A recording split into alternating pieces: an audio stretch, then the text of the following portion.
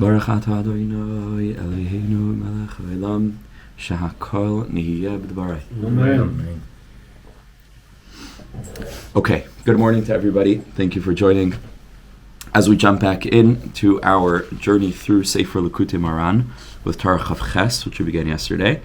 And we would like to mention the sponsors of today's shir. Today's shir is sponsored anonymously, as well as the zechus Yitzchak Gedalyah ben Ilanit and Ilanit bas Miriam, as well as by Yossi Meyer as a zechus for Yosef Ben Rivka and family, also sponsored by R Yaakov Klein, Ilanit, his parents, Rivka, Breindel, Simcha, and Ya'akov ben Yisha'You. That should be a Ilu Neshama and a zechus for the neshamas of his parents are learning today, as well as a zechus for the names that were mentioned, and with great appreciation for the sponsorships for our shir. Thank you very much.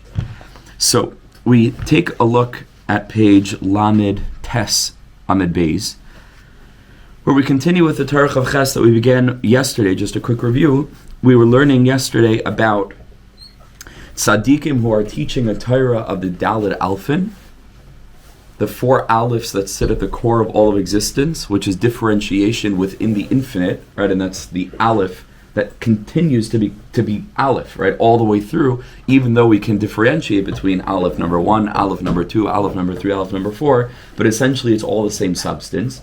And there are tzaddikim who are teaching a Torah that makes that abundantly clear, that it always comes back to the principle of HaKadosh Baruch Hu's unity and HaKadosh Baruch Hu's presence, therefore, in every single strata and facet and realm of our human experience and the human condition and every part of reality as a whole. And then there are Torah teachers who are teaching Torah from the Alfin Nefulim, from the Alephs in a fallen state, where their Torah is Torah, but instead of revealing godliness, sometimes it can conceal godliness, like we said yesterday, by pushing people away and not giving people a clear derech to return back to Hashem, perhaps encapsulated, like we tried to discern and mine out of the words of Rabbi Nachman, in the 5 words, Ki mi bisha la have tava. The teaching that if something is bad, it can no longer become good. And there's a clear distinction in the minds or in the teachings of those Torah teachers of bad and good, as opposed to where the Baal Shem Tov famously taught there is no such thing as bad. Bad is only the lowest level of good, right? In other words, there's always a redeeming factor if a person finds godliness, which is goodliness, which is fundamental purpose and meaning behind everything. As opposed to saying, no, that we live in a world of duality, this is a good guy, this is a bad guy, this is, and making distinctions, as opposed to being able to look at things in a more nuanced way, which is perhaps the core principle in addition to balance, and those two things are perhaps, two sides of the same coin, a fundamental pillar of Rabbi Nachman's approach, which we keep on coming back to. Balance and nuance. This is a Torah of maturity. It's a Torah of evolution. It's a Gesundheit. It's a Torah that enables people to think in a more modern, I would say, or really postmodern way, right? To be able to look at things with a sense for gradation, right? And not making blanket statements, one way or another way, but to be able to look at things in a more accurate way, in a way that's more multifaceted, as opposed to making value judgments, right? So we try to discern here, Kimi Bisha Lahavi Tava is itself the subliminal message of those who are teaching Torah from the Daled Alfin Nefulin. And then we learned that produces a whole cadre of people who oppose the true tzaddikim. The tzaddikim whose whole job is to get rid of esotericism from the standpoint of wanting to reveal all the secrets. And this has been the progression of redemptive Torah, the redemptive light, all the way back to Torah's Moshe, where you almost don't see any esoterica, right? Maybe perhaps in the first 3-4 psukim in Bereshis, there's some tayu vayu choshech, so there you have to understand obviously that there's symbol there and what is that, but then after that it's olam hazeh. It's this worldly. It's we're learning now parashias and dynamics and things, and of course parashas mishpatim, and all the dinim of what it is to be a human being in this world with very little hint, right? Maybe in Sefer Devarim also there's a lot more sort of agadic or faith oriented psukim, but generally speaking it's completely exoteric, right? And then comes Rashbi and begins to reveal the Pnimius. And then comes the Ari and unlocks the Pnimius. And then comes the Baal Shem, and Mamish gives us the key to turn on Pnimius, right, as far as it relates to our own experience. And then comes the Balatanya, right, and Lubavitch and Mamish. They wanted to strip away all the layers from the standpoint of actually teaching people the Sodos, right? And they believed that we have to teach Kabbalah to everyone, right? That's a fundamental principle of the Lubavitcher dynasty, and Rabbi Nachman in his own way, who deepens and deepens, you might argue, the Baal Shem Tov's derech of enabling us to utilize the teachings of Kabbalah to become more personally refined and more personally gentle and more personally compassionate and in a heart-centric way, right, to dissolve the heart of flesh, the heart of stone rather, which we're going to encounter in a few lines, and to reveal the heart of flesh. These are the tzaddikim who are redemptive tzaddikim. These the alfin, as they exist in their pristine state, right, before they have their fall. But the Torah of the other teachers produces Misnagdim, right, produces those who are against the revelation of the deeper parts of Torah, and in one form or another, and this has been true throughout the generations, push back against the attempt to strip away the veil and to bring the world closer to a time which the Nevi'im describe as a time when Umala Aretz Deas Hashem Kamayim Li'am, when the world will be filled with the knowledge or awareness of God, like water covers the ocean bed. And Hashem needs both, right? That's what we mentioned at the beginning of last week's year. There is a dialectic going on, but the chevra who find themselves in a camp and they are privileged enough to be part of this hashgacha, where we need to reveal, and they really begin to trust the tzaddikim who have the shoulders, right, at least from their perspective, to rely on, to right, who believed very deeply that we need to reveal all the secrets.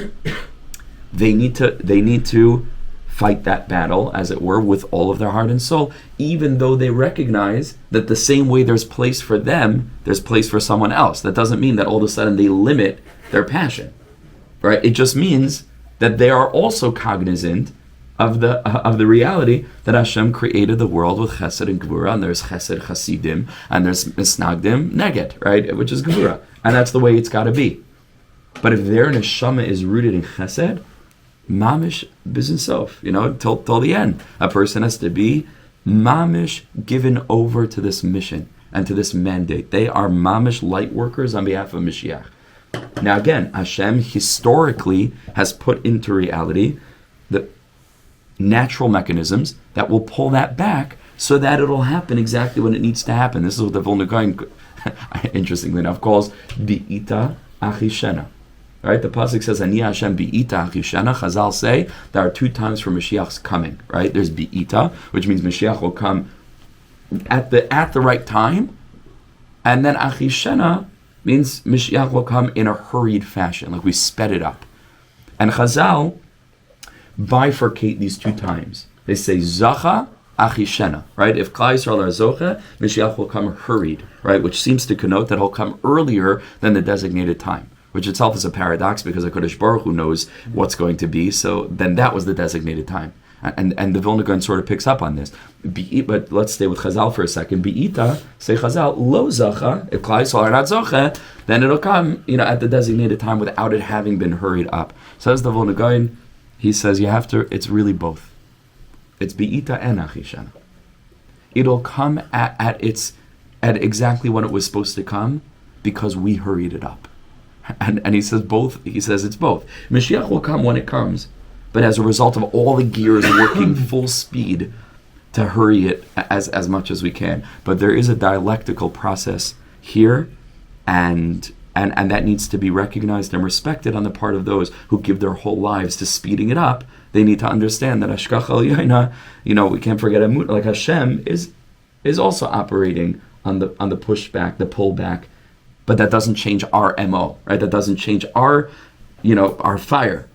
It just takes maybe out the hatred, and it replaces it with compassion, or it just helps us recognize it's part of the plan. It's part of the plan. Okay, so how do we do that? How do we try to do what we can to dissolve the barriers that stand in our way from the standpoint of people who are neged, right? Who are against what we're trying to accomplish, which is such a difficult thing to bring the world closer to Geula. It's like maddening, which seems so easy on paper. Just like we have the light of the Baal Shem Tov. Are you kidding? Take over the whole world. Like what are we? And it's like the hardest thing to do. It's the easiest thing to do. It's the hardest thing to do because the most important thing to do because the whole redemption depends on it. It's not going to be easy. Not going to be easy. Very, very difficult. There are so many different obstacles. The fact that we're here in this room at 6 o'clock in the morning, which it's pretty much been pretty much the same group since the beginning, and despite my efforts to try to encourage everyone here to bring at least one other person of the 10,000 Jews who live in a 2-mile radius, same 11 guys, right? Why? Because it's really hard. It is really hard to do what we're doing. It's a pella, and I'm telling you, it is zechus avos, and it's like our Bubba's crying over the Shabbos candles that it's not easy to do this. I'm telling you, it's a massive zechus. Along with that, again, comes the responsibility and the achrayus of doing what we can, but it's not easy. But how do we overcome? How do we overcome that barrier if it's not instantly, but with time? So the Rebbe told us through Avram Avinu. Avram Avinu has emunah in Hashem. And going back to what I just mentioned, because of the emunah in Hashem's master plan and the way that history unfolds, he's able to respond to the attack with ava. Now that doesn't mean that he agrees with the approach of the opponent. He staunchly disagrees. We believe that we need to reveal the secrets of Torah. We believe that we're part of a tradition that began with Rashbi, that flowed all the way throughout Jewish history, where as the generations got further and further from Sinai, and therefore darker and darker from the standpoint of being, and more difficult, challenging to connect to Hashem, we need the greatest light of all. Like that's firmly our position. But at the same time, recognizing that there are those who feel differently, usually out of a tremendous amount of ignorance. They just don't know. They don't. So, but realizing that there are those who feel differently doesn't cause me to change my opinion. But emunah in Hashem that all of this is hachgacha takes the element of resentment, hatred, belittling. It changes the whole dynamic. It's not that. It's not that. So what is it then? It's ava, it's compassion. And then, and only then, do we have the capacity of actually reaching them. Because otherwise it's just, I have nothing to do with you, you have nothing to do with me, you go your way, I'll go my way. No. It can't be that way. Meaning the onus is on us to remove all judgment as far as we're able to. And again, this doesn't mean to remove the judgment from the standpoint of being able to demarcate between where you are and where that person is and what your sheet is and what that sheet is. That's not the judgment we're talking about. That is okay to make judgment because it's a reality. It's a fact. But the judgment is we ourselves can't put onto them, quote unquote, the label of mibisha lahabe tava, which is essentially their approach, right? Meaning because then we're doing to them what we don't like them doing to others, right? That it's like judging the judgers, it has to be compassion. From that standpoint, it has to be nebuch. They just don't know. And therefore, we have to still talk about the change that needs to be made. But instead of castigation, it's how do we educate? Bottom line, how do we educate them? Right? And this is sometimes a conversation, I have some of the chaver here, like, do we need to just build a whole new system? Sometimes it's just like, it's not fixable. Let's just start our new schools and let's start new. And then on the other hand, I don't know. Sometimes it's we have to work with what already is and believe that things can change, and that takes emunah and that takes ava.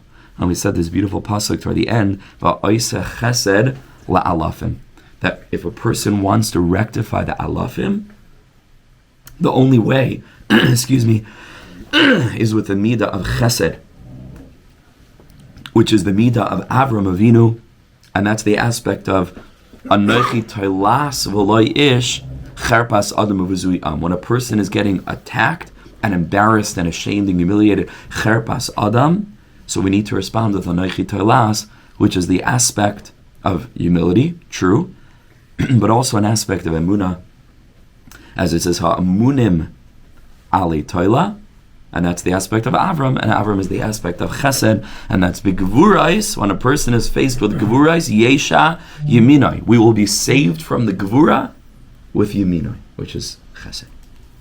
So now we continue with Ois Gimel, V'lava Chesed.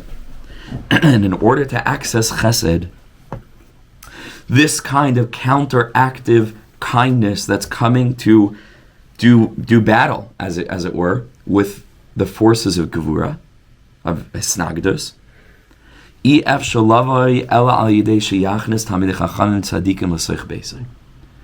way to do this is by being machnes oirech, by performing the mitzvah of hachnasas orchim with tzadikim talmidei chachamim. This grants a person the consciousness of chesed.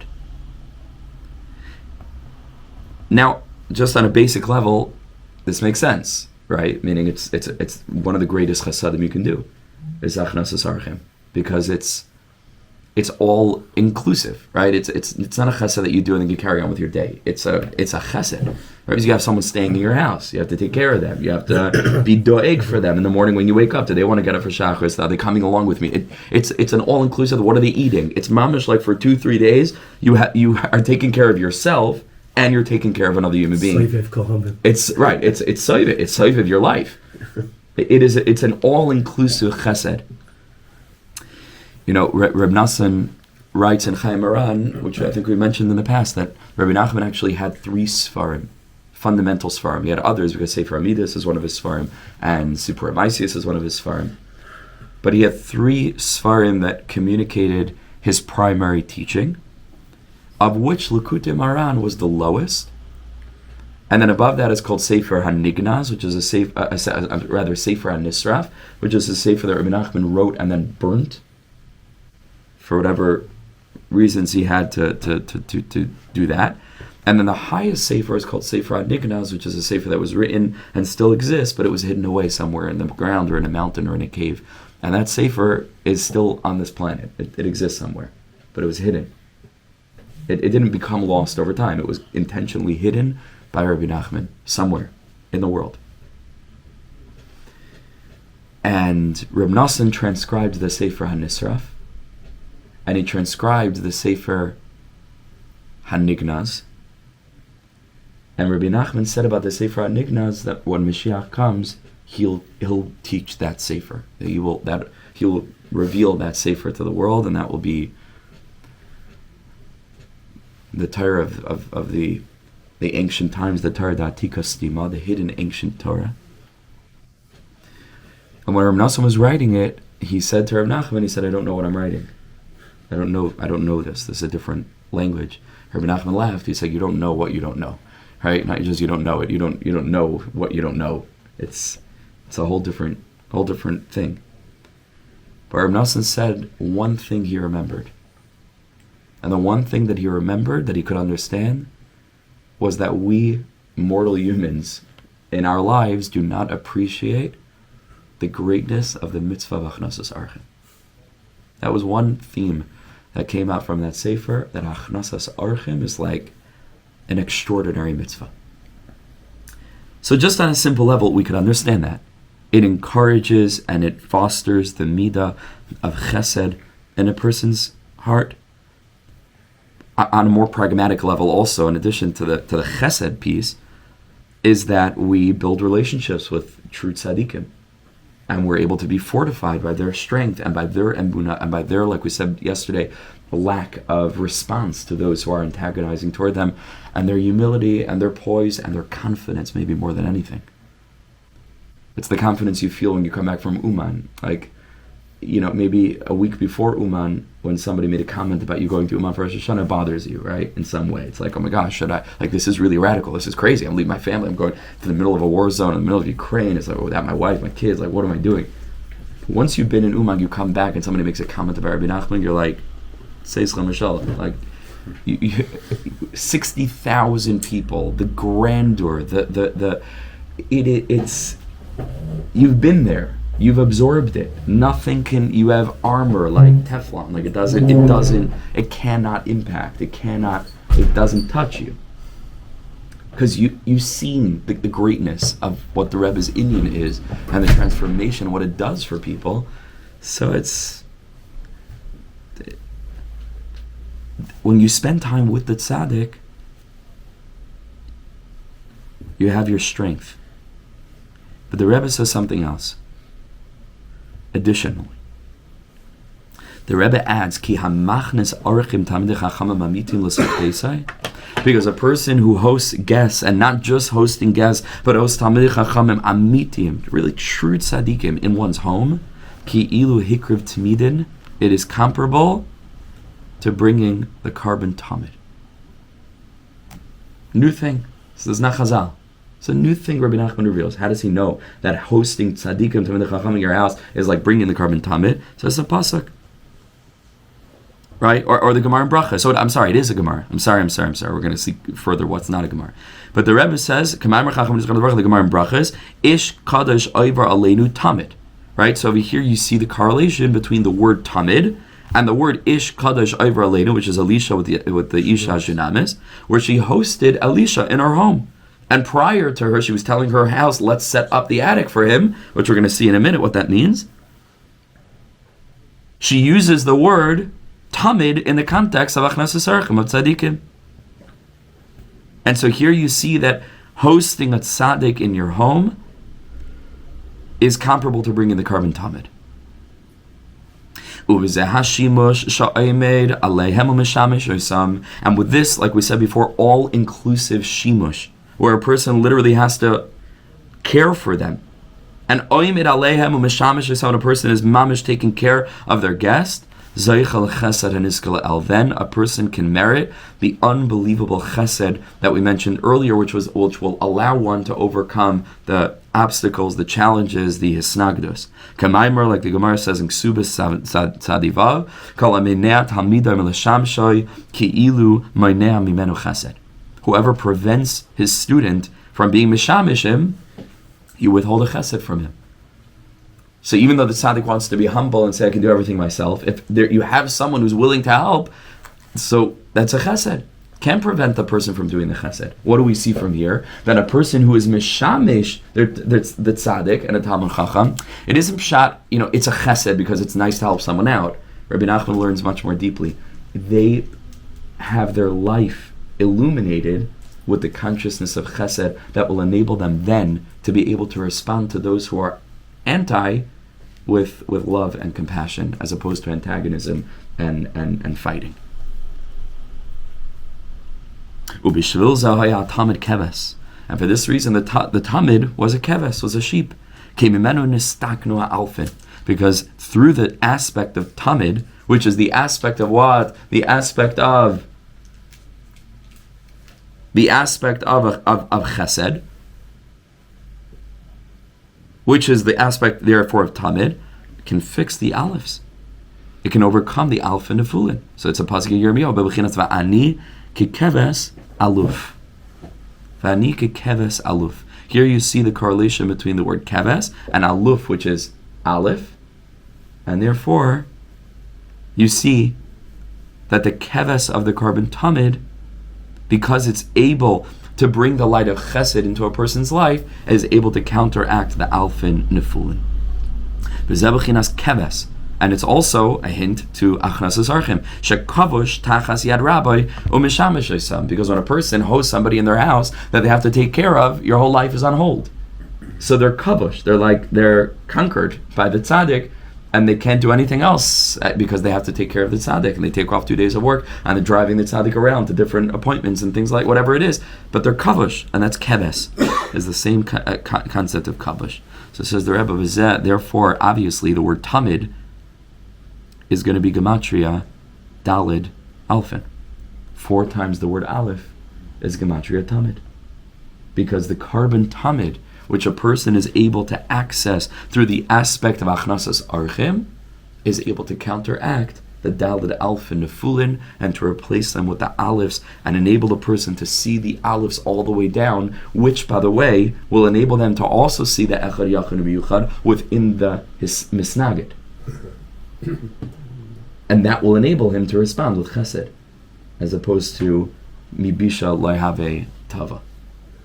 So spending time with a tzaddik will teach a person how to be kind to everyone, and will teach a person how to respond to the antagonism, because they absorbed the Daled Alfin in their pristine state, where they realized every level of existence is Aleph. There's just goodness there, and there's just, I need to be able to discern the, as we're going to see also in a minute, the Torah that's behind that, and it's something similar to what we can even flip back just for a minute. Take a look in Torah Yud Beis, where we learned over there. Rabbi Nachman said, we just take a look at a couple of lines because I believe it's mamish correlated. Take a look at the end of Torah Yud Beis in Ois Dalid, page Tes Zayin Amud Beis, like sort of in the middle of the paragraph. V'hat tzaddik shenoifel l'toich pehalamdin. You see, the tzaddik who falls, so to speak, into the mouth of the lamdin, right, who's coming to oppose the tzaddik. Shalamdin doiver alav asak, where the lamdin is speaking negative things. Who mevin she'ila advarim shalamdin doiver alav, but the tzaddik realizes that those words heim tzirufim me'osia shebetorah shabal peh. There's Torah there. There's just misinterpreted Torah, right? Or there's Torah that's not leading to the proper, sort of definition or conclusion. But he's able to recognize, okay, but what are the principles hashkafically that sit beyond this? Meaning, what are the real fears that would cause a person to be against revealing Kabbalah to the masses? There are real fears there. There are fears to be respected and recognized. Right? Again, nuance. There are fears to be taken into account. The person learns Sefer HaNisraf. He was a genius. He was a Goyin Olam. He knew all the stuff that I know and millions of times more. He had a shita, right? Now the question is, what was a greater risk? Is it a greater risk to not teach Panemius in our generation, or is it a greater risk to teach Panemius in our generation? But people who believe that we should teach Panemius in our generation, like myself, and Be'ez Hashem, all of us, Rabbi Yehuda and others, should be under no illusion that there is no risk. We have to know that there absolutely is a risk. Of course there's a risk. The cheshbon that we make based on tzaddikim like Rav Kook, who writes this explicitly, as I mentioned earlier in the series, and the Baal Shem and Rabbi Nachman, all these tzaddikim, the Ramchal and everyone, is that it's a much greater risk to not teach emunah than to teach emunah. But obviously there's a risk, right? We can't be like zero-sum game. Nuanced thinking. We know that. That enables the tzaddik to be able to look at the person who's against and say, okay, I hear where he's coming from. I don't agree with him. I don't agree with his way of expressing himself. I don't agree with his incapacity to be able to hear a different side, or unwillingness, or bifurcated thinking where he only listens to these Gedalyah and not those Gedalyah, whatever it is. That I disagree with. But there are halachas that he's coming from. And here's the key point: umekabel oisam besimcha uba'ava. And he's therefore able to accept that interaction with love and gratitude. To say, this is also min hashamayim, to pull me back. Because there needs to be a tension between chesed and gvura. Always, if it's too much chesed, it's not the infinite, who's everything. And if it's too much gvura, it's not the infinite, who is everything. It has to be the perfect balance, which only Hashem knows, between chesed and gvura. Then a person finds themselves in the middle. And life, which is HaKadosh Baruch Hu's hachgacha, will act upon a person constantly to keep them in check. And when they go too much to the side of gvura, they'll get petch from somebody who's reminding them, you have to learn more panemius. And if they're too far away from nigla, somebody will knock them down a few notches. And by the way, it might be unpleasant. But to a person who is really living life b'panemius, not just as a shita, that's Hashem talking to you. If Hashem could speak to Bilam through a donkey, he could speak to you through someone else. Hashem can speak. Reb Tzaddik says that's called Piyasin. That's why the Piyasin was created before Shishis Mebereshis, because it's Reb Tzaddik says, Parshas Balak, because it's a fundamental foundation for the way that Hashem is manhig the world. There's millions of Piyasins all the time, particularly from those who from your perspective, are a bit donkey-like, right? That's Hashem talking. So this is really where the work is, right? Because it goes back to Torah Vav. This is the Even Bochen, right? This is the litmus test as to where a person genuinely is from the standpoint of bittul. Because otherwise, pneumius could also become an ego thing, right? Where it's my thing, and there's my shita, and my hashkafa, and my... A person has to try to keep it all the time, which it's a struggle. It's certainly a struggle for me. It's a major struggle for me. But to try to keep it in the category of Yismach Leiv Mevakshe Hashem, where a person is able to stay silent when attacked, realizing through the eyes of Pnimius that the attacker is also part of Hashem's hachgacha. And that's what we're describing here. That enables the person to be Avram Avinu-like from the standpoint of responding with chesed, ava, that's a result of emunah. How do you absorb this kind of emunah? Spend time around Talmidei Chachamim, Tzadikim Amitiyim. See the way that they carry themselves. They don't get into fights with people. Rav Yossi Meyer Morgenstern is not getting into polemics. He's not. I'm sure there are many people who say many things about Rav Yossi Meyer. He doesn't care. He's not meaning. He's in a different world. He's not meaning. Who is it? Kabul Emes Misha Amra. Was it Michelle Obama? Right. When they go low, we go high. That kind of thing. Go high. You know what I'm saying? It's just you soar above. So what is it that prevents us from doing that? Confidence, emunah.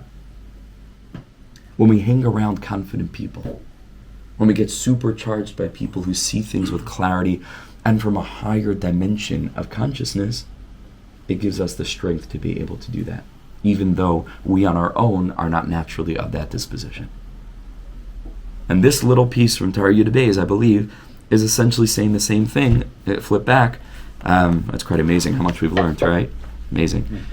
Flip back to Torah Ohr Ches, where this is exactly what we're learning here. This is the Korban Tamid. Shu Tikna Alfin. V'zeu lemi medanim, lemi siach.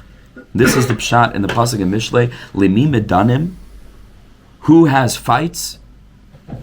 Lemi siach, the person who has too much talk. Right? Essentially, it means that talk leads to dispute.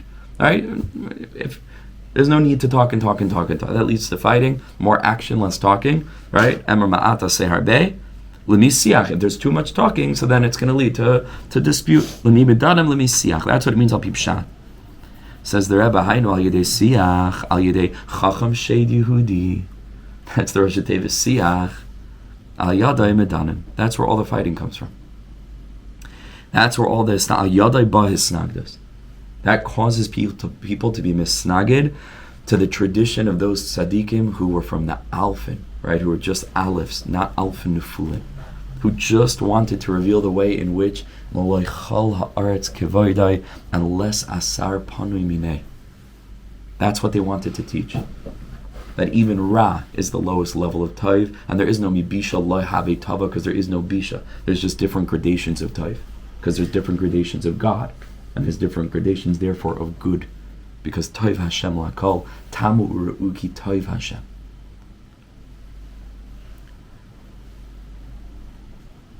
In order to overcome the siach,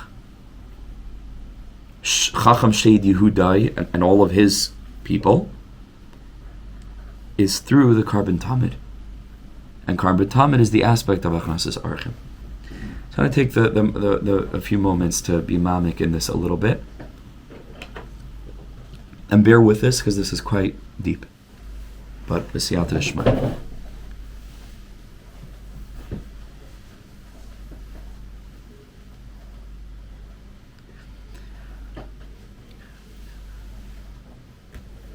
It's perhaps possible to suggest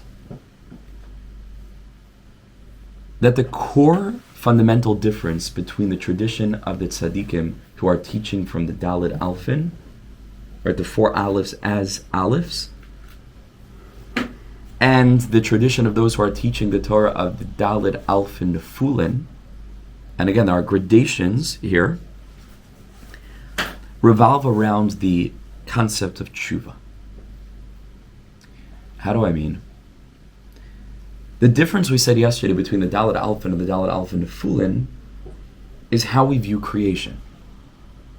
Either we view creation as creation, and so God therefore is creator, and there's a fundamental distinction between creator and creation, so he's there and we're here, and he's Tav and we're Bish, right? And there's a distinction, and the dualism of our reality is fundamentally real. Or we view the world, 4 Alephs, not as creation, or the act of creation, not as creation, but emanation. Kabbalah is emanationist, right? So what's emanation? Emanation is where something other than essence is brought into being, but not having been created from something else, but rather as an extension of essence. It's a revelation of what was. It's not the creation of something new. It is a new revelation, but it's minei ube. It is a revelation of what already is. And then there's another stage of revelation, right? And another stage of revelation, each time getting further and further away from essence, thereby hiding the essence. But whatever can be experienced on those levels is fundamentally an experience of essence. It's just a revelation of essence that's one step removed and thereby hides the presence of essence. Okay, this is the difference between creation and emanation.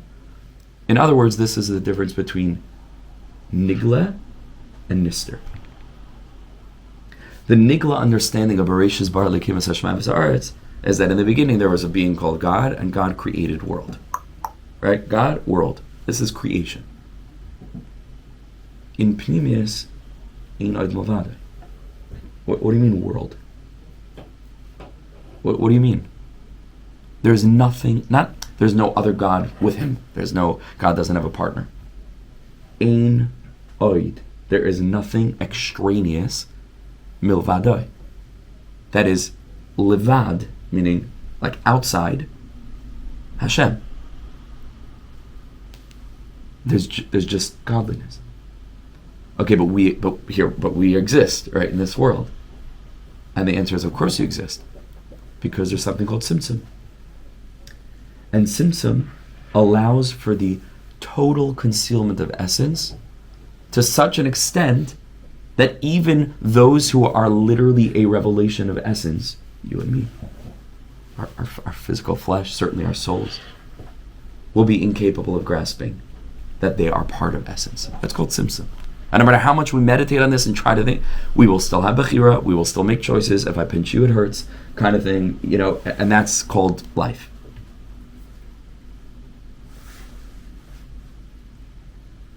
Now, the ultimate thing of Kabbalah and Chassidus is dira b'tachtoinu. Is that our job through the system of Torah and mitzvahs is to reveal within this realm the true truth that all there is godliness everywhere. We make brachas on food because our nitzotzes hakadoshim. What do you mean nitzotzes hakadoshim? They're not actual sparks. It's a metaphor.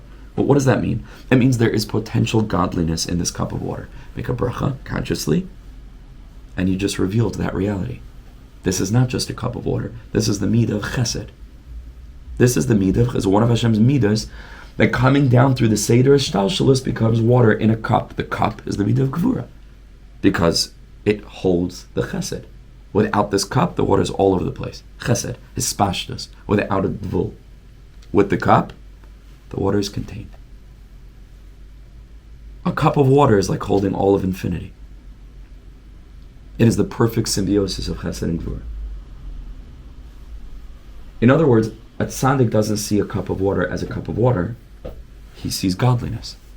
He sees code, chesed and gevura. Hashem's presence. And this is one example, but it's true across the board of all of existence, all of reality. So that's all good and well for physicality.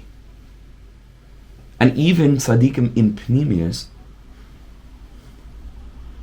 will advocate and recognize that we need to go ahead and utilize every aspect of our human experience to reveal Hashem's presence and to create thereby for Hashem a dir b'tachtonim.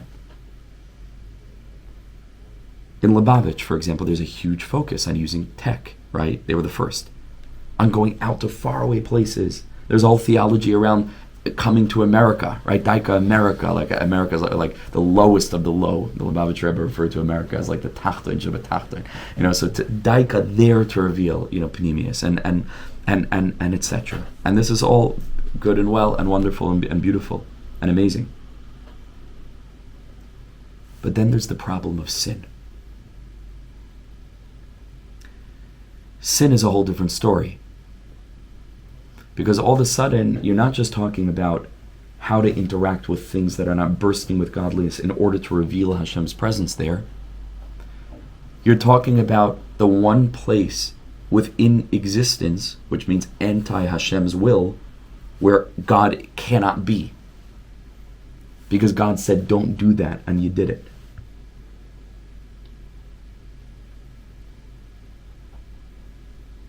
Now here is where there's a radical distinction between the tzaddikim of Nigle and the tzaddikim of Pnimius on the issue of Teshuvah.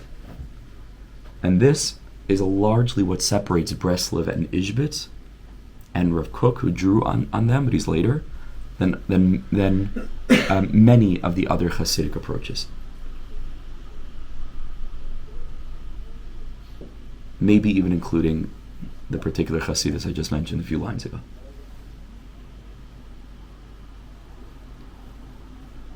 Breslov and Ishbitz so deeply believe in dir b'tachtonim that, and this doesn't mean that in Lubavitch they didn't believe this, but there was a danger that, going back to the risk versus reward, that they weren't willing to go this far.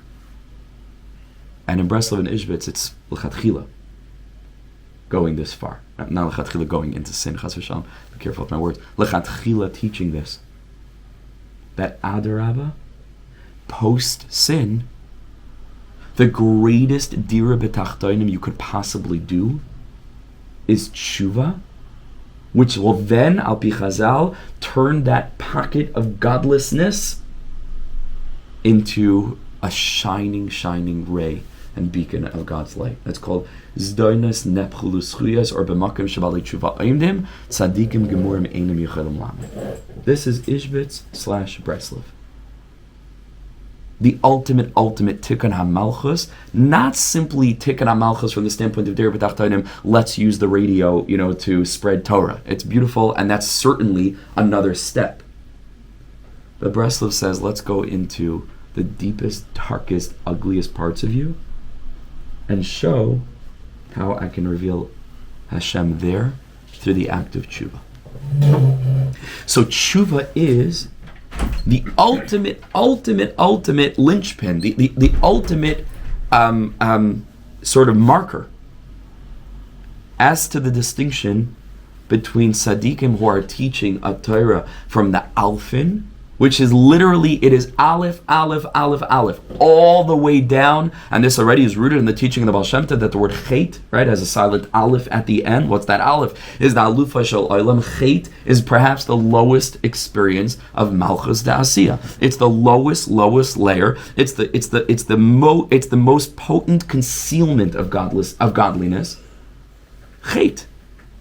And the Baal Shem Tov says, no, there's an Aleph down there. Because the Baal Shem Tov, right, was teaching a Torah of Alephs. On the other side of the spectrum, you have those who are teaching a Torah of Alfin Nefulin, who end up teaching Mibishaloi Habitava.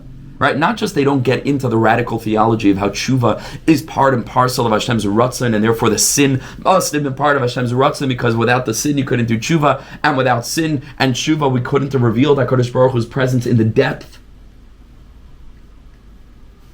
No, it's just they end up, meaning theologically, if you go far enough, that there are experiences that are totally irredeemable. Which is kfira, of course, right? Because the whole point of reality is that Mamish Hashem is in everything. Everything could be redeemable. And it goes so far that Rav Kook, for example, who took this Mamish to a radical extreme, writes that even Amalek will have a tikkun in the end. Which is that's so emblematic, right, of this approach. Because Amalek is the one thing that is irredeemable. You have to absolutely wipe it out. Whatever they are, whoever they are, whatever it is in me, right? And Rav Kook says, Aleph all the way down. Amalek will also have a tikkun in the end. Everything will be fixed. Everything will be pure. Everything will be transparent to the godliness in it. You see two sides of a spectrum, and everything else sort of falls somewhere in between. But this is one thing that you see in Breslov that you don't see in other Chassidus, and at least to my understanding, right? This radical focus on dafka there, right? Dafka there, you need to reveal godliness. This is the Torah of Aye, Torah Yud Beis. This is the Torah of the Likutei Tova. This is the Torah of Afilu B'Hastara Shebeseicha Hastara. There's Torah there, Torah Nun Beis. Nun Vav. And this is the whole Ishbitz of, the Ratzon Hashem that a person can look back and find, right, even in the act. You have to build a theology. How can there be Ratzon Hashem if this is anti-Ratzon Hashem? The answer is Teshuvah. Okay.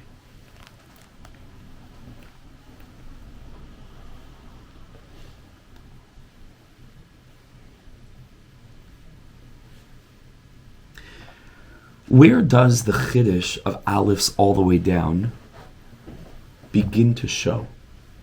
If you think of it. Right? Aleph, Aleph, Aleph, Aleph. The first Aleph is not a chiddush, because the first Aleph is supposed to be Aleph. It's the first. It's the world of Atzilus. Atzilus is Iyu v'Gamari Chad B'Hain. Right? It's one with God. It's indistinguishable from our standpoint, even though there is a distinguishment between Hashem and Atzilus. It's Eitzel Hashem, right? That's why it's called Atzilus, and it's also from the word Ne'etzel. It is emanated from essence. So that's supposed to be Aleph. What should the next letter be? Beis, right? The next letter should be Beis, but it's not. It's Aleph. So the chiddush of Alephs all the way down is not in the first Aleph. It's in the second Aleph. I wish I had another half hour. Listen to this. Listen. I'm trying to say this, but tamsis.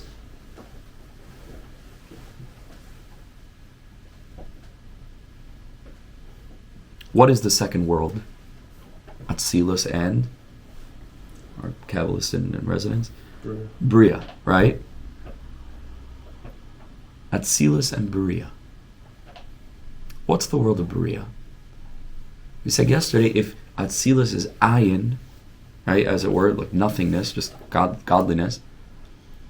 Bria is where you have a yesh me ayin, right? You have the earliest formulation of something from nothing. If you unfold, right, this system of the Daled Olamais, and you take a look at the system of the 10 spheros, which all fit into the Daled Olamais, because the first letter, right, is Chachma, and the Vav, we'll skip, is the 6 spheros, right, from Chesed down to Yesod, and then the final Hey, right, of Hashem's name, the final Aleph is Malchus. And what's the second letter? Is Bina. Right, Bina is in the spheros what Bria is in the Olamais. Now, Bina is an extraordinary bridge, because the bridge is Chachma, which is totally the unified master plan of a Kodesh Baruch Hu, absolutely spiritual, totally beyond our consciousness. And it bridges these two realities. It is called Eim Habanim. It's the mother that gives birth to all of reality. And then you have Chesed, Gvur, Tiferes, Netzach, you said, that come out of the womb, as it were. It's the mother of being, Kiviyachol, of this place of Bina. It's where the Tipa, right, that seminal drop of Chachma enters into the womb, and from one drop becomes a whole entity called a child, with its varied and dual functions, capacities, limbs, features, organs, and so on. The tzaddikim say that Teshuvah is a achieved through a revelation from the realm of Bina.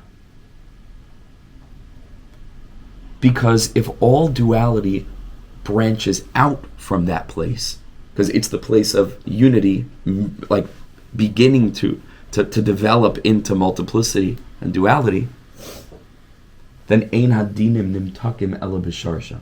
The only way to sweeten the din is going back to the root. This realm of Bria, the R Yaakov, the Zohar Kadosh, tell us is correlated to the Kisei HaKavod. It's the throne of glory, under which all the souls of Klal Yisrael are etched out and hewn from the throne of glory.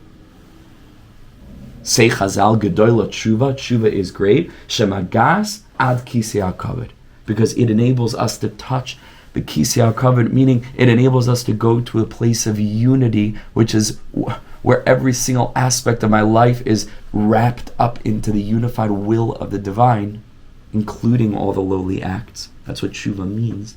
Teshuvah is this miraculous gilui that really was all Hashem the whole time, by touching the Kisei HaKavod, where unity branches into multiplicity, but it enables me to contact that unity once more.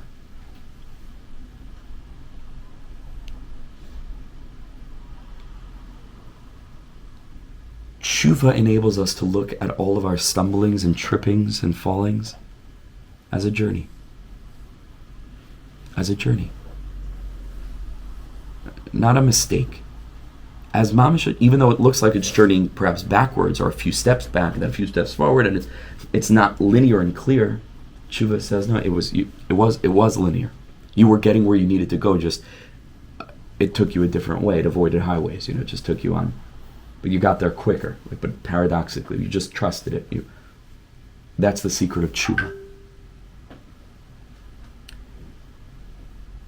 The Svarim say oreach, a guest, is Ohr Ches, is the light of number 8. Number 8 is always a reference to Bina, because Bina is the 8th sphera from the bottom, right? Malchus, Yesod, Hod, Netzach, Tiferes, Gevurah, Chesed, 7, and then Bina. Bina is the Ohr Ches. The Oreach is a person who's come from a journey. He's been wandering. And now you take him home. Where do you take him home? Into your bias. Bias is Beis. Beis is Bina, ostensibly, because Aleph Beis, right? So Atzilas Bria. Literally, Aleph Beis. It should be. And as a result of the whole journey, having led him to your Beis, to your home, it's not Beis. Teshuvah reveals the way in which even Bria, which looks like the development of something from nothing, is weiter nothing. Meaning is weiter a manifestation of the one. So hachnasas orchim, right, is the Ohr Ches of Bina, which turns your own Beis into part and parcel of the journey of the tzaddik, where he's able to sit in your home and reflect on the way in which every step that took you to your home was hachgacha nefla and ilah, the most elevated revelation of godliness unfolding through our acts, and is therefore able to fill our lives with the light of chesed, which is the light of alephs all the way down, that even Bria, which should theoretically be ois beis, is weiter aleph, and then aleph, and aleph, and aleph. Once Bina is aleph, so then everything's aleph underneath, right? Because it was supposed to be the place where right, multiplicity develops from unity. If it is unity, then that never happens. And so right. So again, the chiddush is all in the second aleph, not in the third aleph and the fourth aleph. Of course, the third and fourth aleph are alephs. If the second aleph is an aleph, because otherwise, how could the gimel be anything else? Understand? Because the only reason Gimel was supposed to be multiple is because Bina caused that to happen. That's what Bina is. But if Bina is seen as Aleph, then everything is Aleph. Everything is HaKadosh Baruch Hu, including one's darkest moments. That's Oreach, hachnasas, orchim. That's the Ohr Ches. And this is the inyan of this one, and this is the inyan of the Korban Tamid. This is what the Korban Tamid did. Jews who lived in the time of the Beis HaMikdash lived without sin.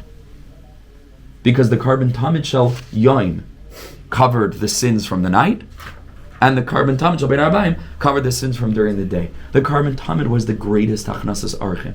Means you journeyed throughout the night, and you came back to the Korban Tamid in the morning, wiped everything clean. You journeyed throughout your whole day, you came home. Where did you come home? To the Beis HaMikdash. The Beis HaMikdash was the light of the Aleph. The Beis HaMikdash was a Beis that was an Aleph.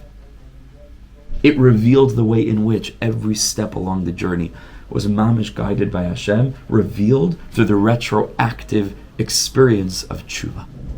And this perhaps is a deeper level of understanding the distinction between the tzaddikim who taught a Torah of Aleph and Nefulin, which can mean fall and Aleph, but it could also mean how the Aleph is Nofel and it becomes Beis and then Gimel and then Dalid, versus the tzaddikim who taught a Torah where the Alephs never were Nofel, they just stayed Aleph. And they're able to bring that light into your life to teach you Nachas Hashem mi bishalai have tava, but there was no bish in the first place, and therefore you don't need to change anything. You just need to return to what you already are, what you've already always been. Hashem should help us to continue to connect to Tzaddikim Amitim and to be a part of this revelation of the Messianic and redemptive Torah in this straight amount of I'm sorry, that was very quick and האב שלי מלך חי וקיים על כל נשימה שאני